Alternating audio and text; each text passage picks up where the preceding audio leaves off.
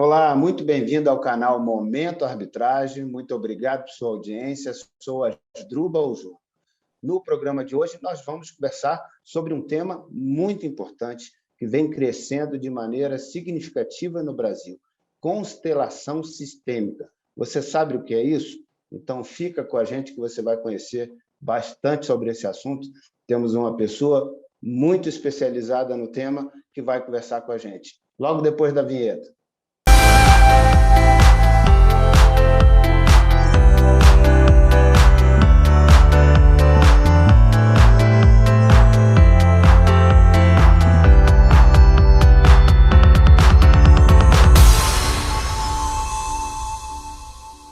Olá, começa agora o Momento Arbitragem. Muito obrigado por sua audiência. Sou Asdrubal Júnior. Tenho aqui do meu lado uma pessoa altamente especializada, que conhece profundamente sobre esse assunto e é uma das maiores especialistas no Brasil, doutora Gabriela Asmar. Muito obrigado por aceitar o nosso convite. Doutora Gabriela Asmar é advogada, mediadora de longa trajetória, com larga experiência e muita qualificação, é consteladora, é ouvidora e muito mais coisa aí que ela vai poder falar um pouquinho mais sobre a sua trajetória vitoriosa também. Doutora Gabriela, obrigado por aceitar nosso convite, seja bem-vindo ao nosso canal Momento Arbitragem, e eu já gostaria de te dar a palavra emendando uma primeira pergunta. O que é constelação sistêmica? Conta para a nossa audiência, que tem muita gente interessada nesse assunto. Muito obrigada. Em primeiro lugar, embora profundamente agradecida, eu só preciso fazer um ajuste. Eu tenho muita estrada de mediação. Inclusive, foi graças à mediação que eu cheguei à constelação, buscando mais ferramentas para a mediação. Eu já tinha sido cliente de constelação e, como mediadora, num determinado momento, eu senti necessidade de enxergar mais longe. Eu me perguntei, depois de uma mediação, assim, o que eu não vi, o que eu não ajudei as partes a verem. E foi aí que eu me lembrei da constelação, da qual eu já tinha sido cliente, e decidi aprender e me tornar consteladora para poder ampliar o meu escopo de ajuda às pessoas que querem fazer uma transição de modelo mental, uma transição de status de vida, e muitas vezes não conseguem sequer compreender o porquê do passo final ficar sendo postergado, enquanto ela já tem na inteligência intelectual a prontidão para essa transição. Foi assim que eu cheguei na constelação. E na constelação, eu tive muitos mestres maravilhosos que me antecederam em muito nesse campo, e é muito interessante, e não estou querendo fugir da pergunta que você fez, muito pelo contrário, mas as coisas se confundem de uma certa forma, ou se unem, e constelação é sobre visão sistêmica, né? Então, começando do começo, a constelação foi criada no mundo, não do nada, e é muito importante a gente entender que o que a constelação trabalha é da lei natural da vida. A constelação não é uma invenção de alguém, não é um desenvolvimento humano, ela é, sobretudo, um reconhecimento da vida como ela é.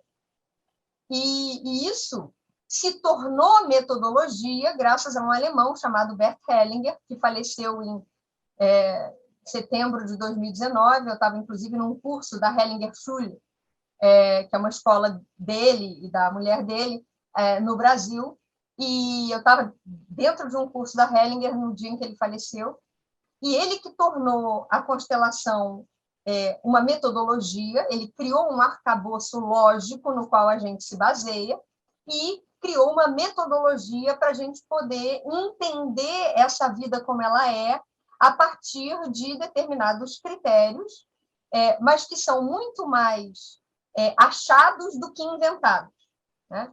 E, além do Bert Hellinger, e ele não começou do nada, diga-se de passagem, né? Ele foi antecedido por Virginia Satir e outros tantos estudiosos do comportamento humano, e hoje em dia a gente já começa a ter uma vertente científica, propriamente dita. O Bert Hellinger, ele era filósofo, padre, né, teólogo, psicólogo e pedagogo, e ele tinha uma pegada muito fenomenológica para a constelação. Ou seja, ele não se perguntava o porquê funciona. Para ele, bastava observar o que a manifestação de campo trazia à tona, e, a partir dali, é que ele compreendeu como utilizar aquela informação.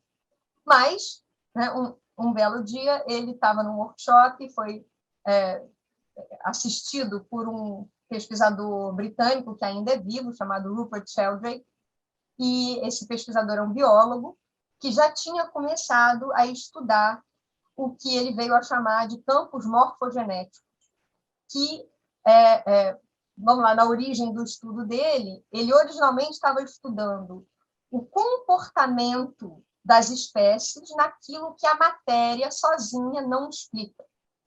Então, ele começou estudando sementes de árvores e tentando entender por que uma se desenvolve de uma forma e outra da outra, se no estudo celular, lá, o mais micro nível de compreensão que o homem já consegue ter, algumas diferenças não se explicavam. Né? E um exemplo que eu sempre cito é, já além das plantas, nos animais, sapos e salamandras, que eles têm mais ou menos a mesma constituição físico-química, e se você cortar um membro da salamandra, ela regenera, mas o sapo não regenera. Só que se você der estímulo elétrico no ponto onde foi amputado, o sapo também regenera. Então, o que explica o sapo não buscar o estímulo elétrico enquanto a salamandra busca, né? Esse tipo de questionamento ele se fazia, o Rupert Sheldrake.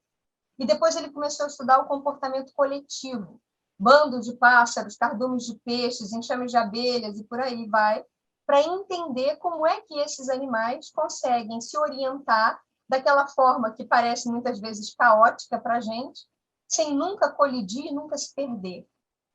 E nisso tudo, ele chegou à conclusão de que todos os grupos de seres vivos estão conectados por uma rede eletromagnética, digamos assim. Né? Nós todos pertencemos, ao pertencer a um grupo, você cria e, ao mesmo tempo, é influenciado por esse fenômeno que nos une a todos. Então, ele foi assistir o workshop do Bert Hellinger, perguntou se o Bert Hellinger entendia por que aquele fenômeno se apresentava, e ele falou, bem alemãmente, eu não sei por que funciona, só sei que funciona e para mim tá bom. E aí o Rupert Sheldrake falou assim, mas deixa eu te explicar. E assim foi a amizade dos dois. E hoje em dia, além da linha hellingeriana, digamos assim, da constelação, tem mais alguns outros nomes, por incrível que pareça, também alemães, que são criadores de outras metodologias que não são diretamente derivadas de Hellinger, embora eles todos, né, tenham sido amigos, mas foram tomando outras vertentes, mas são, sim, uso do campo para um objetivo de tomada de consciência sobre algo que já quer se mostrar. E aí, citando Jung, né, Jung dizia que o consciente equivale a uma rolha boiando no oceano do inconsciente. Então, tudo isso que está nesse inconsciente, seja individual, seja coletivo, em algum momento se tornará consciente na medida em que a gente já tenha condições de olhar, integrar, amar, incluir. E é exatamente isso que a gente vivencia na nossa vida, sobretudo nas situações que são repetitivas ou naquelas situações que você já tentou resolver de todas as maneiras, você já foi a todos os especialistas, você realmente quer resolver, mas tem algo que ainda não está claro, que ainda te bloqueia, que ainda te impede. Normalmente, esses tipos de situação vêm do inconsciente, por lógica. Né? Porque se você é uma pessoa inteligente, capaz, preparada, buscando profissionais igualmente inteligentes, capazes e preparados, ainda não conseguiu resolver, é porque as causas não estão ao seu alcance do consciente. E a mente, como a gente sabe, né? A mente mente, né? A mente existe para criar uma pílula dourada, né? Uma pérola em torno daquilo que a gente acredita que vai nos machucar. É exatamente esse o processo de formação de uma pérola, né? A areia, o grão de areia entra na concha, a concha se protege, cobrindo ela com várias camadas de algo que a gente chama de joia, né? E, por acaso, tem algumas aqui. Quando a gente quer olhar para isso, muitas vezes, sozinho, a gente não consegue. E aí vem uma frase de Einstein. É impossível resolver um problema no mesmo padrão de pensamento que você tinha quando você criou o problema. Então, você precisa ou adicionar elementos, ou você precisa de uma ajuda externa para você conseguir chegar naquilo que a tua mente está te protegendo de ver. E é exatamente por isso que na mediação, por exemplo, o mediador faz tanta diferença, porque ele chega neutro, ele chega sem preconceitos. Então, ele consegue enxergar padrões e trazer à tona, através de todas as ferramentas de mediação, a tomada de consciência dessas verdades que são das partes, para as partes, pelas partes, mas elas já estão prontas para ver, mas sozinhas não acessam. Então, esse papel, Gabriela, seria do constelador, que vai fazer essa ajuda externa, é isso? Então, é um pouco diferente da mediação. Eu só quero dar mais duas informações antes de chegar nessa comparação com a mediação diretamente, né? Certo. Então, o que o Bert Hellinger criou originalmente foi uma metodologia que ele chamou em alemão, eu não falo alemão, mas essa expressão, obviamente, eu sei, ele chamou de Familienstellen, que significa colocação familiar.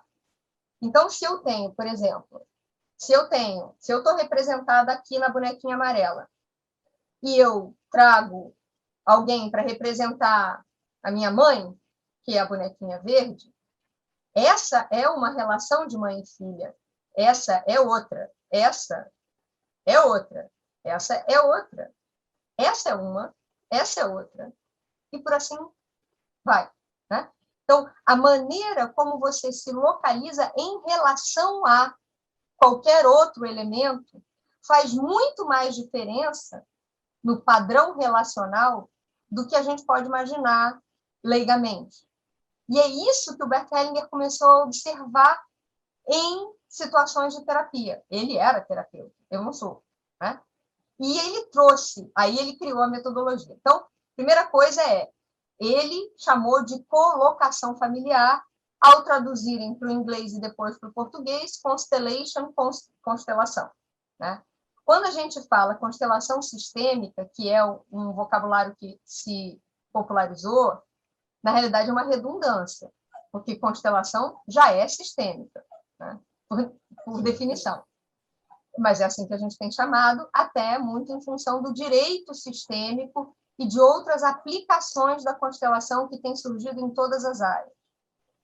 E o segundo alemão que mais vem desenvolvendo o uso das constelações, ele é um matemático, que é o chefe da cadeira de lógica da Universidade de Munique, chamado Matthias Varga von Kibet, e a mulher dele, Insa Sparer, que criaram uma maneira de olhar para esse mesmo campo, mas eles não se baseiam tanto na fenomenologia. Eles usam uma leitura lógica dessa colocação dos elementos representantes daquilo que é essencial na situação de vida que precisa ser vista. E o terceiro alemão, que agora vem tomando mais espaço aqui no Brasil, o nome dele é Franz Ruppert, e ele é psicólogo, e ele faz uma constelação baseada na psique. Então, ele trata a origem de seja lá qual a manifestação que foi observada pelo cliente que ele quer resolver, ele trata com base em trauma. Então, são maneiras completamente diferentes de se trabalhar a mesma verdade que já está pronta para se mostrar no campo. E aí eu vou fazer a relação com a mediação. Então, isso é constelação, tá? É você partir de um pressuposto que a ciência ainda não explicou totalmente, mas está caminhando a passos largos para explicar. Então, já é comprovado que funciona, só ainda não é comprovado em nível científico materialista, né? Detalhamentos do como funciona. Mas o que funciona, isso é comprovado. Tá? E o Rupert Sheldrake é o principal nome nessa linha. Então, quando a gente usa a constelação para várias finalidades, né, nenhuma delas vai excluir os outros profissionais que normalmente já cuidam de situações de tal natureza. Então, por exemplo, sintomas físicos. Você não vai trabalhar com base numa constelação e deixar de ir ao médico, né? Inclusive, um constelador sério, se você chegar dizendo que quer constelar um problema de coluna que você tem, a primeira pergunta que ele vai te fazer é: você já foi ao ortopedista, ou ao fisioterapeuta, ou algum outro profissional técnico da matéria, né? Claro. Então, fenômenos físicos, a constelação pode ajudar você a encontrar um fio de meada para você tratar e, muito interessante, que depois você continue, né? Depois da constelação, você leve essas percepções para o seu médico entender, né? Se ele for aberto a isso. Terapia, nessa área é mais comum, até por conta do próprio Bert Hellinger ter sido um terapeuta. E tem psicólogos que são a favor e outros que são completamente contra. Você vai, muitas vezes, inclusive comigo isso acontece, porque eu não sou terapeuta e eu deixo isso muito claro. Então, às vezes, tem pessoas em depressão ou com outras síndromes que me procuram como consteladora. Eu agradeço a confiança, mas eu primeiro peço para a pessoa conversar com o seu terapeuta, ver se o seu terapeuta concorda com a constelação e, se concordar, convidá-lo a assistir. Muitos terapeutas vêm assistir a constelação para depois trabalhar o ganho da constelação em termos de compreensão em terapia. E você pode usar isso para arquitetura, né? Por que eu não estou satisfeita com a minha casa como ela é? Por que me incomoda tanto ter uma janela assim, assim? Ou como eu quero construir a minha nova casa? E por aí vai. É só um exemplo mais extremo. Você pode usar a constelação como um diagnóstico para depois fazer um planejamento estratégico, já trabalhei dessa forma também. E, finalmente, para mediação.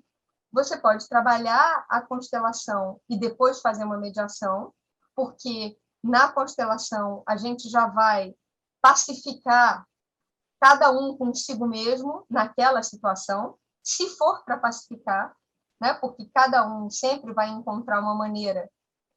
O corcunda sempre sabe como se deita, então a constelação vai poder ajudar a pessoa a lidar com aquela situação de vida.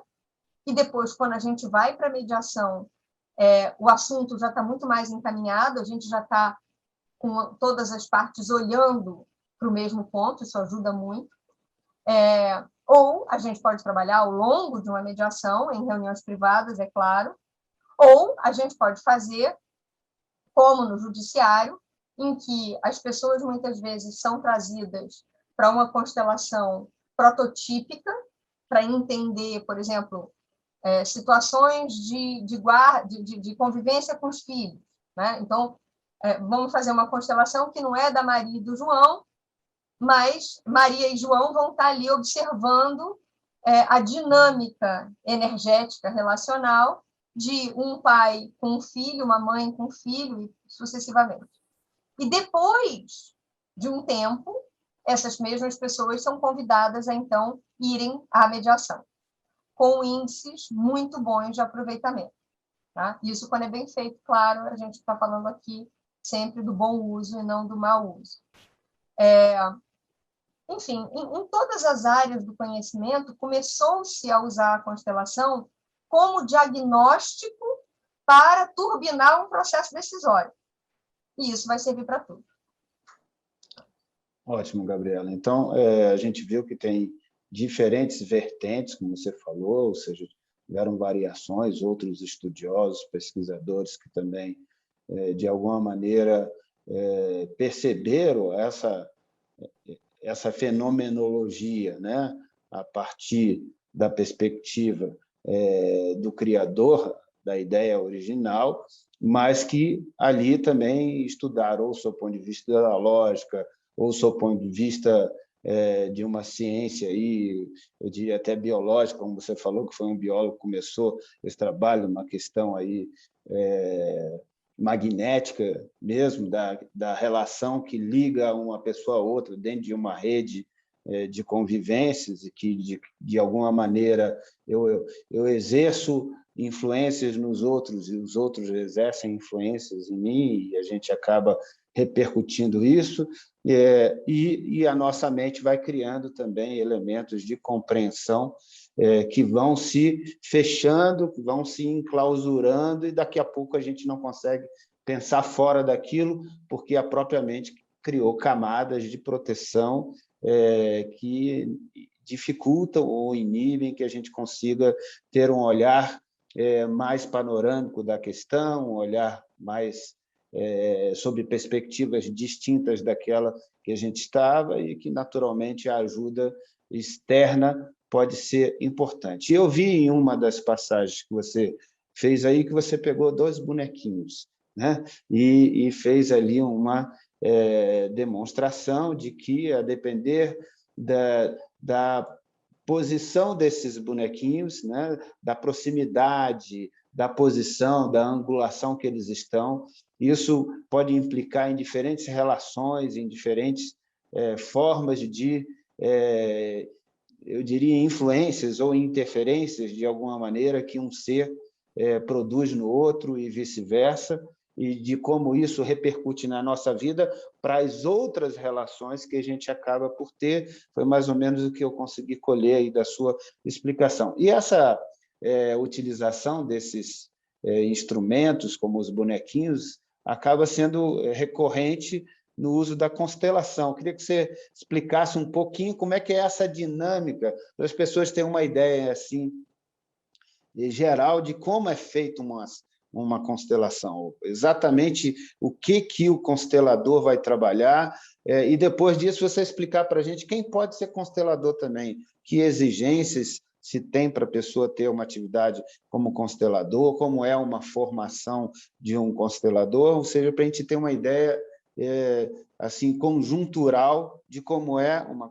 constelação, porque existem constelações que se fazem com pessoas, né, que representam papéis, outras que se fazem com os bonequinhos, como personagens, como você apontou. Pode explicar um pouquinho para a gente sobre isso, Gabriel? De uma forma bem zipada, a constelação ela começou somente com pessoas vivas dentro de uma sala que o Bert Hellinger já chamava de campo.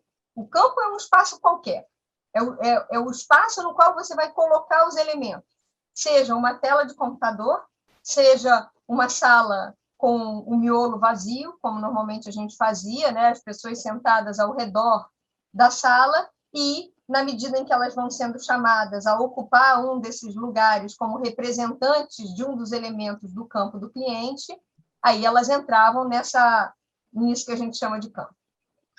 Aliás, dos elementos do campo do cliente, é importante dizer também que a gente não constela só pessoas em relação. A gente também pode constelar negócios, a gente pode constelar uma decisão empresarial de colocar um produto A ou um produto B no mercado. A gente pode constelar um processo de fusão e aquisição de empresas. Qualquer coisa que pode ser pensada pode ser constelada. Tá? E aí a gente vai buscar a conexão com elementos que muitas vezes não são vivos. Né? Então, eu posso constelar o dinheiro, eu posso constelar a concorrência, eu posso constelar o recurso natural que eu vou usar na minha produção, e por aí vai. Tá? Bom, enfim, mas sejam quais forem os elementos, eles vão entrar nesse campo que pode estar em qualquer lugar. Na realidade, o campo está em todo lugar. Ele não é um lugar físico, né? Ele é um lugar energético. E eu não vou saber te dar uma explicação de física quântica, embora eu saiba que ela existe. Tá? Mas, respondendo de forma bem prática a tua pergunta, o Bert Hellinger fazia com as pessoas numa sala, muitas vezes auditórios lotados e tudo mais. E aí a gente começou a aprender a constelar com bonecos, e muitas vezes se usam esses Playmobilzinhos aqui, por conta da praticidade do constelador poder constelar só ele e o cliente. Não precisar ter essa quantidade de pessoas disponíveis para uma constelação, porque isso é tempo das pessoas, e tem clientes que não ficam à vontade de expor a sua vida diante de desconhecidos, e pior ainda quando são conhecidos, né? Sempre o que vem à tona é surpresa. Ninguém pode antecipar o que vai aparecer numa constelação. E aí, pensando nisso e no bem-estar do cliente, a gente também pode, e alguns consteladores fazem, e eu normalmente faço um mix, constelações ocultas, como a gente diz, que são, né? Eu e o cliente sabemos quais são os elementos que eu vou botar no campo. Então, por exemplo, já me aconteceu isso, né? Eu fui constelar uma instituição pública e fiz isso num evento de profissionais daquela instituição. Da mesma forma como eu já fiz constelações para assuntos empresariais dentro da própria empresa. Então, as pessoas que vão estar ali disponíveis para entrar no campo como representantes são pessoas que já têm preconceitos sobre aquela questão que está sendo constelada. Então, eu faço a constelação oculta. Ninguém sabe o que está representando, porque as informações que vêm através dos representantes, elas vêm de um canal que é sensorial, não é intelectual. E é exatamente por isso que agrega valor à inteligência intelectual, que fica restrita naquela rolha do oceano. Então, do momento em que eu trago pessoas que não têm preconceito sobre a situação, que estão ali de forma totalmente aberta, porque não tem um script, e se colocam fisicamente na percepção desse campo e começam a te descrever o que sentem no corpo, isso é muito informativo. E aí o constelador, pela técnica, começa a fazer perguntas para o cliente e adicionar ou retirar pessoas de campo. E fazer perguntas para os representantes também. E tem consteladores que não fazem pergunta nenhuma e tem outros que fazem muitas. Tem constelador que deixa o representante falar o que quiser, tem constelador que só dá palavra direcionada quando ele manda. Tá? Mas existe um movimento físico ali que traz muita informação. E isso é para todas as constelações. Tá? Então, assim começou. Quando a gente começou a trabalhar com bonecos, era para o constelador poder trabalhar só com clientes. Então, quando eu coloco os bonecos nessa, digamos assim, justa posição, eu tenho uma leitura que é geométrica da primeira colocação, que é exatamente essa que o Matias Varga trabalha de uma forma mais estruturada, e tanto que a metodologia dele se chama constelação estrutural, né? Ele chama de gramática das constelações, eu chamo de, para mim parece mais com geometria, digamos assim, né? Então você vai ler a distância entre os elementos faz muita diferença, para onde eles estão olhando faz toda a diferença. Se o bonequinho olha para baixo, né? Normalmente a pessoa ali olhando para o chão ou o bonequinho olhando para o chão significa normalmente que você está olhando para algo que morre ou que morreu. O que não precisa ser uma morte física, pode ser uma morte moral, é um final de ciclo, digamos assim, tá? Para desmistificar um pouco.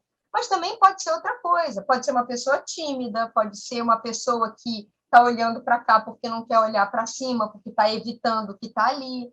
Então, tudo tem que ser lido e interpretado de uma forma específica, né? Não existe um tamanho único. Mas, normalmente, a gente vai ter indícios e a gente vai perguntar mais sobre esses elementos que a gente observa, tá? Seja no bonequinho, seja nos representantes humanos.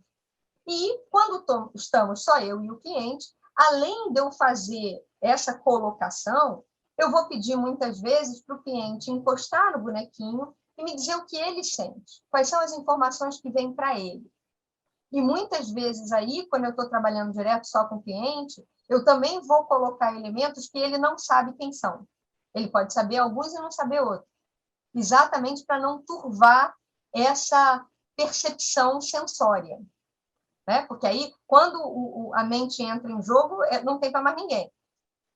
E aí, com a pandemia, a constelação tomou um rumo que ninguém podia imaginar, e que eu acho que foi uma bênção. Né? Eu já constelei pessoas do planeta inteiro no Zoom. Então, num Zoom exatamente como esse, eu posso ter representantes que estão em lugares completamente diferentes. Eu, Gabriela, uso uma tela visual com essa colocação para que os representantes tenham uma noção da sua justa posição em relação ao outro representante, mas tem consteladores que não usam e que simplesmente trabalham com esse sensorial de cada um dos representantes. Ou eu também posso trabalhar com essa tela que mostra os lugares de cada um e pedindo para o cliente colocar aonde ele estiver, no ambiente em que ele estiver, o que a gente chama de âncoras de chão, que são papéis, um papel qualquer, branco, pode ser de rascunho, em que você localiza eles no chão, na mesma forma proporcional dos espaços que você está vendo na tela, e peço para o cliente subir em cada um desses papéis e me dizer o que ele sente no corpo. Então, tem muitas maneiras e muitas técnicas, e tem tantas outras, da gente ajudar o cliente a sair do mental e acessar as outras inteligências. E é aí que a gente consegue agregar valor. E a conclusão vem de dentro para fora. Né? E pouco importa se o mediador entendeu, o constelador entendeu tudo, o que importa é que o cliente tenha uma percepção adicional e, portanto, saia da constelação com uma visão mais clara do que está fora de lugar, que é o que a gente chama em constelação de emaranhamento.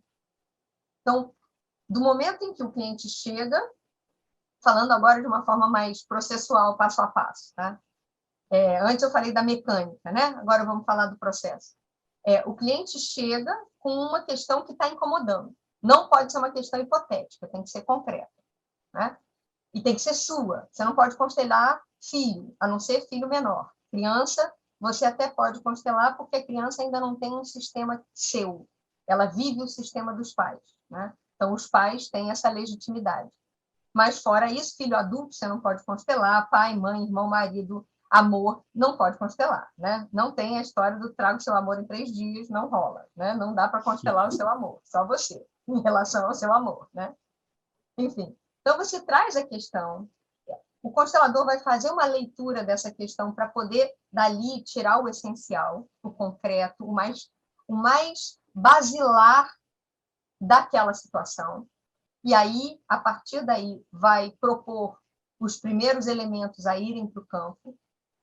E aí vamos escolher os representantes, seja boneco, seja ser humano, seja quem está no Zoom, enfim.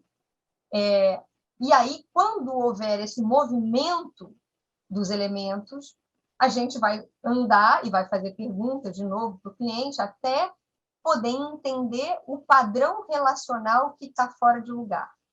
Normalmente, esse emaranhamento vem ou de alguém estar no lugar de outro. Então, por exemplo, né? Se eu quero ser maior do que a minha mãe, eu estou completamente fora de lugar. Eu nunca vou ser maior do que quem me deu a vida. Né? Por mais que eu não goste de muitas coisas nessa pessoa. Eu posso não gostar. Amar não é gostar, isso como eu sempre disse, né? Mas eu não posso querer ser melhor do que ela, ou querer resolver a vida por ela, ou querer salvar ela, ou querer vingar ela, porque isso significa, inconscientemente, é claro, que eu me acho melhor do que ela, que eu posso mais do que ela. E, na realidade, tudo que eu posso na minha vida é graças à vida que ela me deu. Então, quando eu entendo qual é o padrão, e, só para completar, ou é uma questão de você estar num lugar que não é seu, então isso significa que você não está no seu, ou quando existe um excluído do sistema. E, historicamente, né, em toda a história da humanidade, todo inovador passa um bom tempo lutando contra a exclusão, porque toda inovação é a antítese da tradição. E todo grupo se mantém unido graças à tradição. Então, quando vem alguém tentar expandir o escopo de visão do grupo, normalmente se torna um excluído. E aí, geração após geração, virão outros, até que, finalmente, o grupo aprenda a amar aquela mensagem que originalmente foi banida. Então, enfim, existem milhões de maneiras de você, só dei 2 exemplos, mas seja você está fora de lugar, seja alguém está excluído, isso é o que normalmente causa dor na vida das pessoas e esses sintomas todos que podem ser os mais variados. Quando a gente consegue entender qual é o padrão que está emaranhado, alguns consteladores vão rumar para uma harmonização desse campo, que é uma visão de como harmonizar, que não é excludente de outras milhares, de outras infinitas, mas que, de alguma forma, ajudam o cliente a sair com uma pacificação interna. E existem, digamos assim, pontos de vista, e até na prática a gente verifica isso, mas não tem base científica ainda, de que há uma reverberação quântica. Ou seja, do momento em que eu me vejo mais próxima do meu lugar, no meu próprio sistema, todo o meu sistema está proporcionalmente mais próximo do seu lugar. Então, às vezes, eu constelo uma situação que envolve outros membros da minha família, que já morreram, que não sabem do que eu estou fazendo, que podem achar isso tudo uma loucura, mas eu começo a verificar mudanças de comportamento e aí a gente não sabe muito por quê. É porque eu mudo tudo ao meu redor, uma possibilidade, ou é porque, de fato, o meu sistema todo foi harmonizado a partir daquela maneira de eu vê-lo ali e eu organizá-lo dentro de mim. O que a gente organiza, por exemplo, quando a gente traz para o campo uma pessoa que já morreu. Morreu no corpo, mas continua operando efeito na família. E aí o Bert Hellinger tinha uma frase interessante que dizia assim, os mortos são completos. E essa frase é muito mal compreendida. Não é porque o corpo da pessoa morreu que ela se completou. Se completar é uma questão de se pacificar com o que foi do jeito que pode ser. E muitos mortos ainda não foram completados. Quando a gente faz uma constelação e um descendente tem essa sensação de gratidão pelo que pôde ser, aí esse elemento do campo dele pode descansar em paz. Primeiro, dentro dele próprio. Então, não tem nenhuma confusão com o espiritismo, com mediunidade. O que a gente constela no campo não é a pessoa que morreu, é a representação dele dentro do cliente que está ali muito vivo e trazendo legitimidade para tudo que está acontecendo ali. Perfeito, Gabriel. A gente está vendo que, de todas essas explicações que você está apresentando, o papel do constelador é salutar, é fundamental, e certamente a sensibilidade dele, o seu conhecimento e, obviamente, a sua competência profissional são determinantes para imprimir maior ou menor sucesso à própria experiência de viver a constelação. E obviamente, isso leva a lançarmos o olhar sobre quem é o constelador, né? Ou seja, quem pode ser o constelador, quem efetivamente está sendo constelador, o que se deve esperar e exigir dele enquanto conhecimento, formação, estudo, preparação, para que ele possa assumir uma posição assim tão importante como essa que você acabou de descrever. Afinal de contas, ele está entrando na história de vida das pessoas de uma maneira que vai além da própria compreensão delas, ou seja, que vai mexer com essa compreensão vai, de alguma maneira, impactar essa compreensão dela sobre a sua vida, sobre as suas relações, sobre o que pode estar fora do lugar, se é ela mesma ou outra coisa que, de alguma maneira, fez com que esses campos eletromagnéticos interferissem na sua vida de maneira tão importante. Então, ele tem assim uma figura absolutamente relevante, que pode causar impactos que a gente espera muito positivos nas pessoas, mas que talvez o desenvolvimento dessa atividade não muito bem conduzida também pode causar algum tipo de problema para as pessoas, algum impacto que não seja bom, né? E eu queria que você falasse um pouquinho, então, do constelador, se possível, explicar para a gente quem é que pode ser um constelador, o que se exige desse constelador, o que ele estuda para ser um constelador e como ele se desenvolve nessa atividade profissional. Asdrubal, eu acho que essa é a pergunta que realmente precisa ser feita antes de haver qualquer outro tipo de crítica ou aplauso à constelação. No início do meu percurso na constelação, eu me colocava muito a pergunta da compatibilidade ou incompatibilidade de ser mediadora e ser consteladora ao mesmo tempo. Porque existe uma diferença fundamental entre a neutralidade do mediador, que já é controversa por si própria, né, e a não intenção do constelador. A característica principal de um constelador, além de conhecer a técnica, é o que a gente chama de não intenção. Quando eu abro um campo de constelação, eu não posso ter sequer a vontade de que, no final, o cliente compreenda o que aconteceu ali.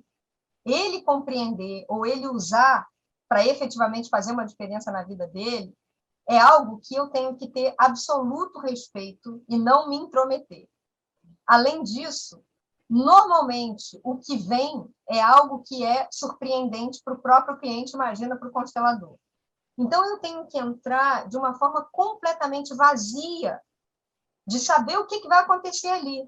E, obviamente, me adaptar na medida do que vem, né? E aí que eu vou pensar nas estratégias e etc. Não tem como isso ser um processo previamente planejado, né? A formação do constelador precisa ser profunda, porque ninguém dá o que não tem. Para eu constelar alguém, eu tenho que ter sido profundamente constelado. Embora o Bert Hellinger tenha dito num determinado ponto da vida dele que o ideal seria as pessoas só fazerem uma constelação na vida, ele mesmo foi constelado até morrer. E ele depois mudou de ideia, tá? E o que a gente vê muitas vezes é que, para determinadas questões, uma constelação pode bastar e ser imediata, como foi a minha primeira constelação para o pânico de falar em público. A minha primeira constelação foi para isso. Você nota logo que funcionou, imediatamente. Funcionou. Completamente. No dia seguinte, eu tinha que dar uma aula de 4 horas, porque eu já estava passando mal com uma semana de antecedência. Eu nem lembrei que tinha coração no dia seguinte. Então, ali foi uma coisa papum. Basicamente, eu entendi que aquele medo não era meu, entreguei o medo para quem era o dono e vida que segue, né? Agora, tem outras questões que você constela N vezes. Eu tenho várias questões que eu constelei já N vezes e a cada vez eu desvendo uma camada. Porque tem situações que são muito complexas na nossa vida. Agora, você tem que estar num determinado ponto de autoconhecimento para você poder começar a ajudar os outros a se autoconhecerem, porque, na realidade, isso tudo é sobre autoconhecimento. Então, ninguém, nesse mundo que a gente vive, ninguém vai ser 100% autoconhecido, isso é fato, então não adianta a gente esperar o perfeito, porque é melhor feito que perfeito. Então, não tem assim uma fórmula exata de que em que momento você começa a constelar, mas você precisa ter passado por um percurso de formação. Segundo o meu professor, não é curso, é percurso, não é formação, é transformação. E isso não podia ser mais verdadeiro.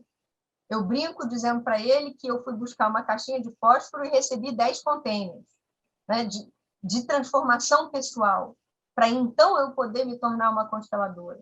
Eu preciso primeiro amar a vida como ela é, para depois poder transbordar essa concordância com a vida do que vier. Eu não posso julgar o que vier, porque isso seria a antítese da não intenção e da amorosidade que a gente precisa ter. Então, precisa ser um processo profundo. O meu primeiro curso durou 2 anos. E tem muitos cursos sérios por aí que duram, né, uma média de 1 ano e meio, 2 anos, no mínimo. E assim mesmo é para sair engatinhando. E sabendo que está engatinhando. Agora, como tudo na vida, isso não é só no Brasil, né, tem muito curso de fim de semana, né, que vende milagre, e quem compra milagre acha que sai milagreiro. E aí sai por aí constelando e fazendo loucura. Né? Não tem como você mudar o paradigma se você não mudou dentro de você. E isso leva tempo. Né? Como disse um consultor que trabalhou comigo uma época, eu posso ter 9 mulheres grávidas há um mês que eu não vou conseguir tirar daí um bebê. Né? A soma dos 9 meses delas todas não vai gerar uma gestação de 9 meses. Então, esse processo de formação de algo novo é algo que precisa acontecer de dentro para fora com tempo. E qualquer antecipação, qualquer tentativa de acelerar esse processo é mais danosa do que produtiva. Então, isso é fundamental. A gente tem no Brasil muitos professores maravilhosos.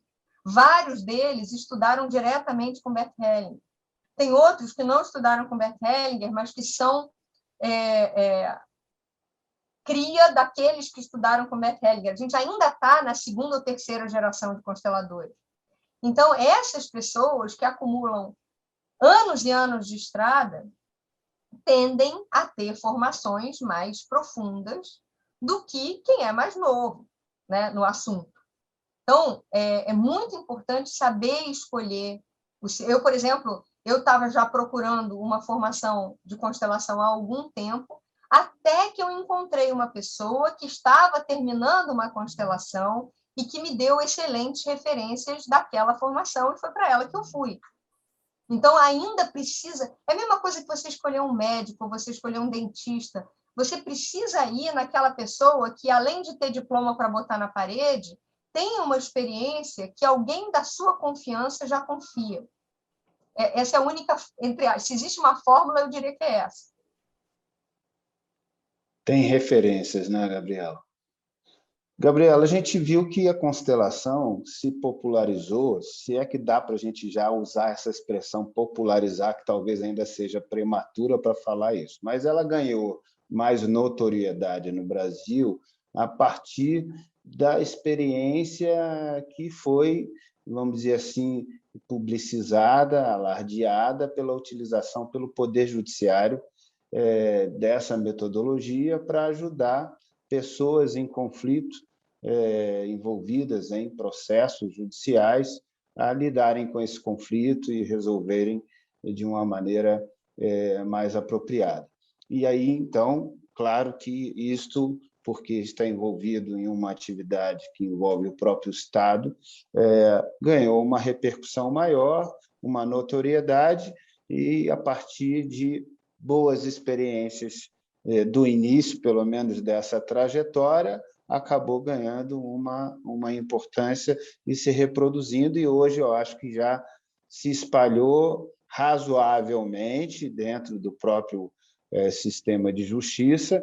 Também se utiliza claramente, como é o seu caso, no meio privado, mas ganhou esse espaço, essa importância na sociedade pela atuação do setor público. E aí eu queria lhe perguntar como que isso é feito lá no Poder Judiciário, assim, em linhas gerais, claro que devem ter inúmeras diferenças e aplicações, que você mesmo nos esclareceu, que tem vertentes distintas, mas, em linhas gerais, como isso se desenvolveu, o que efetivamente está acontecendo, quais são os problemas que você observa, se é que tem problemas, que você observa que inspiram cuidados, um desafio maior de como lidar com isso, para que também a coisa não vá para uma direção ruim e cause, naturalmente, problemas para as pessoas envolvidas nisso e de alguma maneira, reverbere de forma negativa para a própria confiança na metodologia, né? Se você puder dar uma explanação geral sobre isso, seria muito bom. Bom, primeiro, eu pessoalmente tenho muito orgulho do nosso judiciário ser o primeiro no planeta a incluir constelação dentre as metodologias reconhecidas, né? Que a gente pode chamar de mestres. Nesse contexto de judiciário, a constelação entrou meio que, falando sistemicamente, né, como não sucessora, mas como cria da mediação. Foi graças à existência dos sejusques que houve ambiência para que um juiz da Bahia, chamado Sam Stork, trouxesse essa metodologia também para ser aplicada ali.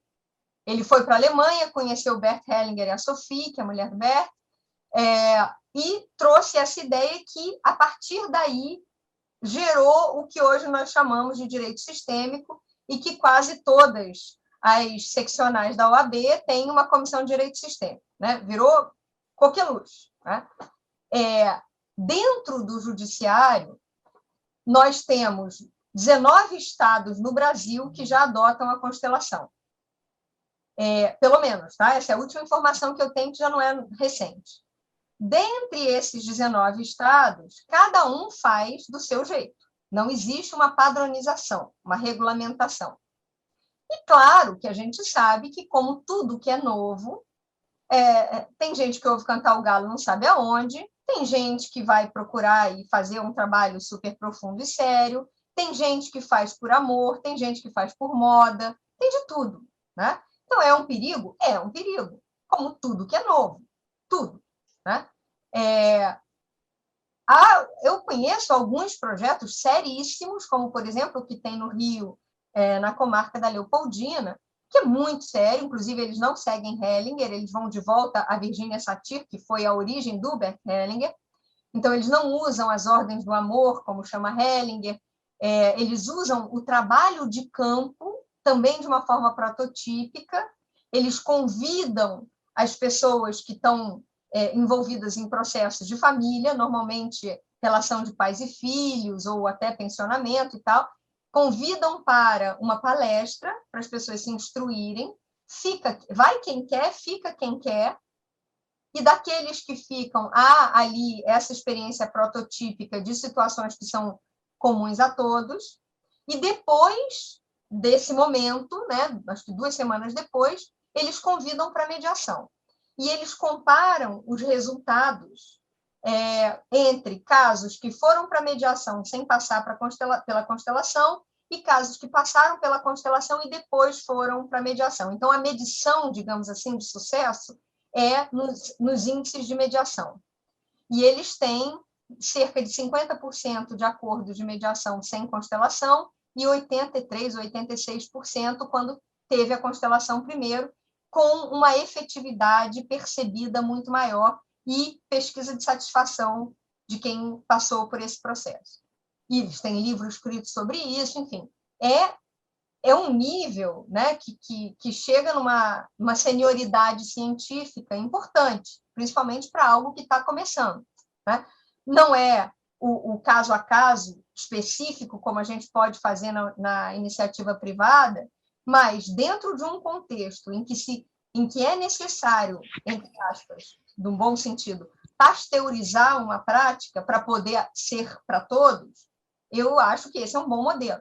Existem modelos pelo Brasil inteiro. Existem juízes que fazem formações de constelação, e eu conheço vários maravilhosos, e sem nenhuma estrutura, sem nenhum staff, eles próprios, nas audiências com as partes, usam conceitos de constelação, usam o que a gente chama de exercícios sistêmicos, para os quais não se precisa dar nome.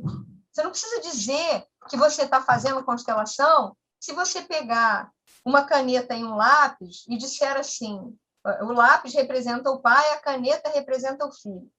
Como você imagina que o seu filho vai se sentir ao receber a notícia XYZ, né? Você é o lápis, seu filho é a caneta, né? Eu posso fazer isso, obviamente, isso com um tempo, com uma pertinência, mas eu posso fazer isso sem precisar chamar de constelação, sem ser constelação. Isso aqui é um exercício sistêmico, mas que ajuda o meu interlocutor a conseguir ter percepções que vão além da ladainha, do mantra do judiciário, que é sempre um contra o outro. Consegue ajudar as pessoas a se colocarem no lugar dos outros para poder tomar decisões bem informadas.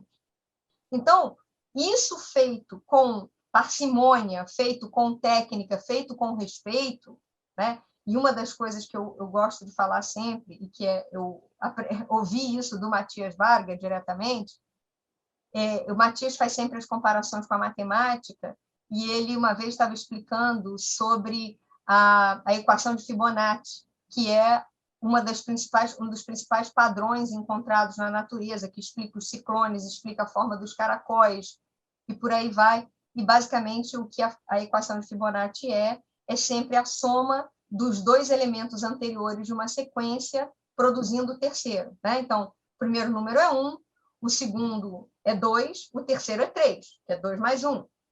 O quarto elemento vai ser 5, porque é 2 mais 3, e assim sucessivamente ao infinito, né?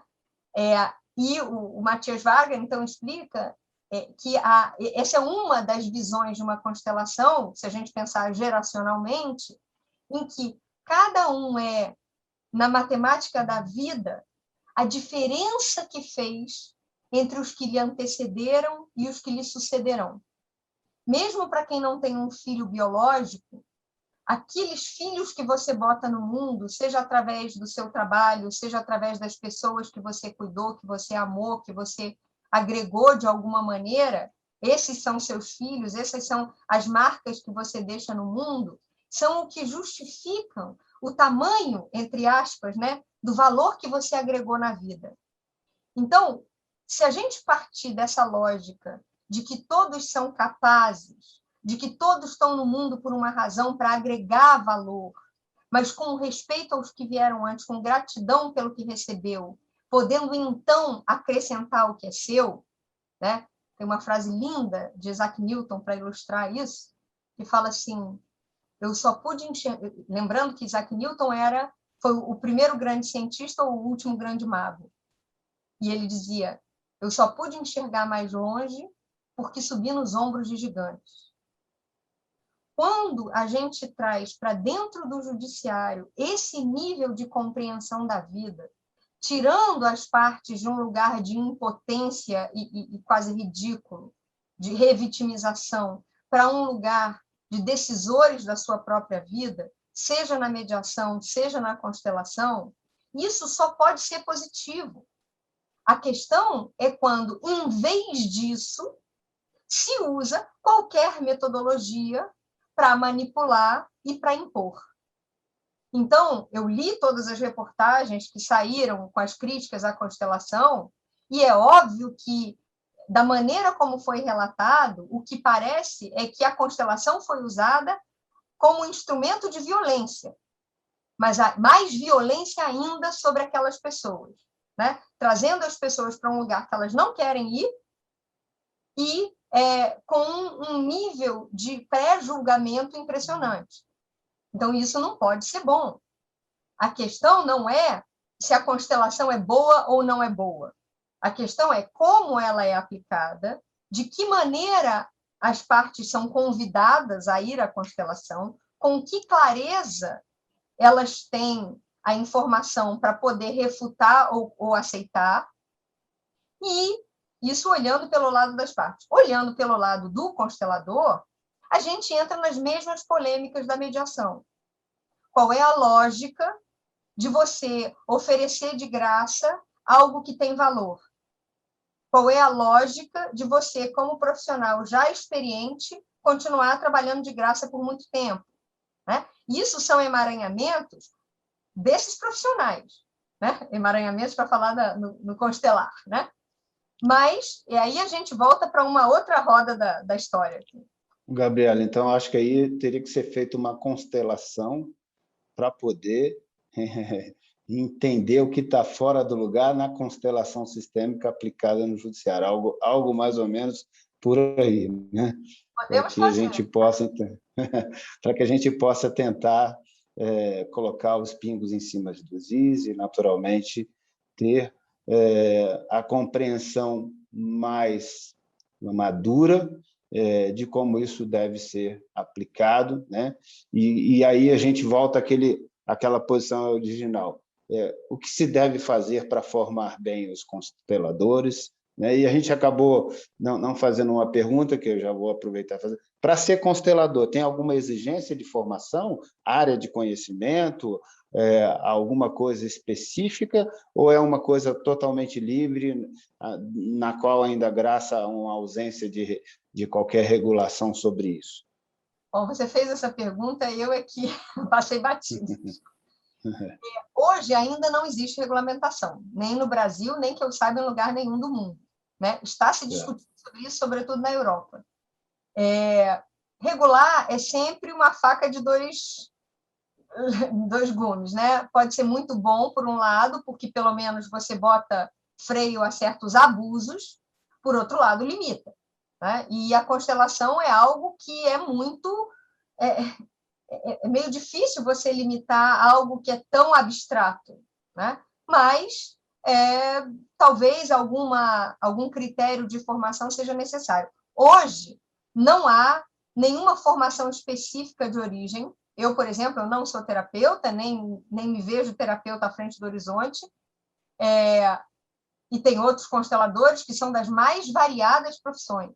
Tem vários médicos se tornando consteladores, tem vários engenheiro, tem de tudo, tem de tudo. Você não precisa sequer ter um diploma de terceiro grau, porque não tem regulamentação. Agora, a meu ver, precisa ter muita bagagem de vida, precisa ter quilometragem, não necessariamente uma formação ou outra formação, mas maturidade de vida, porque você vai tocar em feridas. Ninguém vem para a constelação para olhar algo fácil. Então, você precisa saber lidar com o ser humano. A formação de mediação, a meu ver, me agregou muito como consteladora. Elas se complementam dentro de mim. Eu acho que, se a gente olhar na raiz do fenômeno que normalmente aparece no campo, tudo é conflito. Como o Bert Hellinger falava, em 3 concordâncias essenciais para uma pessoa estar, digamos assim, no seu melhor potencial, que é concordar consigo como é, com o outro como ele é e com a vida como ela é. Se a gente for pensar micro, tudo o que aparece em termos de constelação, todos esses descaminhos, né? A justa posição para um lugar que não é seu, ou a exclusão, tudo vem de um conflito. Tudo é você deixar de concordar com a vida como ela é e ficar tentando marretar a vida para ser como você gostaria que fosse. É não estar concordando com um desses 3 pontos de vista. Então, entre olhar o fenômeno de constelação e olhar para todos os conflitos que aparecem para os mediadores, é a mesma lógica, só que com ferramentas muito diferentes, que, obviamente, precisam de formações diferentes. Perfeito. Gabriela, a gente está chegando aqui ao final do nosso programa. Foi uma conversa espetacular sobre um tema que, curiosamente, o canal já tem vários anos, é um canal já com uma larga publicação de vídeos, de conteúdos, mas a gente ainda não tinha dedicado espaço a falar do tema constelação, e entendemos que já estava na hora de tratar desse assunto, e por isso você foi convidada, né? Porque tem profundidade, tem densidade, tem experiência para poder nos ajudar a entender esse assunto e ajudar as pessoas que estão nos assistindo a que possam entender um pouco desse tema. Foi possível ver que é um tema de grande profundidade, que envolve método, mas que envolve também uma percepção sensorial das coisas, ou seja, muita sensibilidade para que isso se desenvolva com qualidade. Você até agora, no final, lembrou bem da importância da maturidade de vida daquelas pessoas que queiram, de alguma maneira, se impulsionar por uma formação e por um desenvolvimento de uma atividade na qualidade de constelador, e isso tudo, de certo modo, implica na necessidade da gente revisitar esse assunto em outras oportunidades aqui no canal, e certamente você está convidada, e outros profissionais também serão convidados, e aqueles que você queira, de alguma maneira, também recomendar, serão muito bem-vindos aqui ao canal. Mas eu gostaria agora de deixar o espaço para você poder fazer suas considerações finais, e eu só pediria para você pontuar duas coisas nessas considerações finais, além de outras que você queira incluir. Uma delas é: qual a sua visão de futuro para a constelação sistêmica no Brasil? E a segunda é: como te encontrar, como estar próximo de você, como, de alguma maneira, quem tiver interesse também de constelar contigo ou de aprender mais com você, pode interagir e te procurar e te encontrar nas redes sociais. Fique à vontade para passar as informações que você queira aqui agora e outras questões que você queira considerar. E, mais uma vez, a nossa gratidão por você estar aqui com a gente, dando essa tão valiosa contribuição para o nosso canal. Primeiro, muitíssimo obrigada. Eu sou sua fã, agora eu fico lisonjeada com a estreia do tema aqui através de mim. Acredito que agrega muito dos dois lados. E, enfim, tem muitos profissionais maravilhosos que depois eu posso te indicar para você entrevistar também, com visões que sempre são ricas. E com relação ao futuro da constelação, eu não vejo o mundo sem. Einstein tinha uma outra... Eu adoro as frases do Einstein, e o que me veio à cabeça agora é uma em que ele diz assim: a humanidade vai ter que encontrar uma forma completamente diferente de pensar se for para sobreviver. E, a meu ver, essa forma passa por essa compreensão sistêmica da vida, que a gente pode chamar de constelação ou de qualquer outra coisa, mas que inclui, que traz para... Essa agora é uma frase de Bert Hellinger, ele falava assim: o grande espírito se move em apenas uma direção, que é a de trazer para a união o que estava separado. Então, nessa busca da união de tudo que como com respeito à natureza, ao próximo, a si mesmo, que a gente precisa da constelação para iluminar exatamente aqueles pontos cegos que a gente já está preparado para ver e, consequentemente, crescer e aprender a amar. E isso vai entrando em todas as áreas do conhecimento, como a própria ciência já vem demonstrando, né, incluindo cada vez mais o sutil dentro do que antes era exclusividade do material, né? Não dá mais para a gente pensar a matéria sem incluir aquilo que a matéria não explica, em tudo. Então, eu não vejo nada sem isso. No judiciário, eu acredito que não vai haver retrocesso. Eu acredito que, uma vez que a mente se expande, não dá mais para tentar ter o tamanho anterior. Mas ainda falta muito para a gente poder trabalhar nesse nível com a excelência ideal, né? Sem opositores, porque tudo que é novo tem oposição e está tudo certo, faz parte. Que bom que as críticas vêm. É muito melhor que venham críticas do que elas fiquem latentes e as pessoas cheias de caraminhola na cabeça sem poder se esclarecer para então poder, eventualmente, continuar criticando, mas criticar construtivamente, né? Então, essa é a parte do... Essas críticas acabam, de alguma maneira, também servindo como um mecanismo de controle de qualidade do que está se desenvolvendo, né? Isso é muito necessário. Isso precisa acontecer sempre. Orar e vigiar, né? Sempre, em tudo. E como que as pessoas te encontram, Gabriela? Conta para a gente. Agora vamos chegar lá. Bom, depois, se você puder botar Vou colocar na edição, pode deixar. Então, eu tenho uma sociedade, que é uma casa que nasceu para ser uma incubadora de mediadores e consteladores, de mediação e de constelação. Antes da pandemia, a gente fazia muitos eventos ao vivo. Depois da pandemia, tudo virou online, assim como essa casa, e temos site, temos tudo acontecendo online, que se chama Via Concórdia. Então, o nosso site é www.viaconcordia.com.br. Instagram, mesma coisa, enfim, Facebook, tem todas as mídias, e por ali dá para encontrar a mim e as outras profissionais também que trabalham com a gente, que obviamente todas são pessoas que nós confiamos na ética e na técnica. E se alguém tiver alguma questão que quiser esclarecer comigo, pode escrever para o meu e-mail, alegremente responderei, nem sempre com a velocidade que eu gostaria, mas é um prazer. O meu e-mail é Gabriela Asmar, tudo junto, né? Então fica o último A de Gabriela junto com o primeiro A de Asmar. Asmar tem 2 S's, A2SMAR, @gmail.com. Maravilha, Gabriela. Quero mais uma vez agradecer de coração aqui sua valiosa contribuição. Quero também agradecer a você que está nos assistindo pela sua audiência, pela sua interação permanente com o canal, e pedir, se você ainda não o fez, se inscreva no nosso canal, curta, compartilhe, comente, né? Fale para os seus amigos, mande esse vídeo e outros do nosso canal para que outras pessoas da sua rede de relações aqui, da sua constelação, como a gente conversou bastante aqui, possam também interagir com a gente.